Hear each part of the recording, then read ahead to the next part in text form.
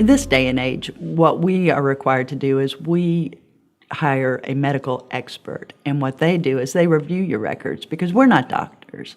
We know just through experience a lot of times whether there's a potential case or not, but the medical experts will review your files, and they will let us know if there was testing, common testing, or if this was just one of those diseases that can be misdiagnosed. You know, we never want to bring a lawsuit against a doctor unless they made an error, a preventable error.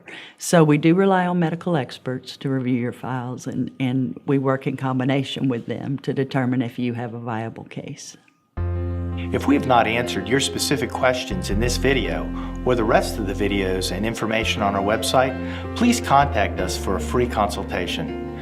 We believe that you have too much at stake not to protect your legal rights.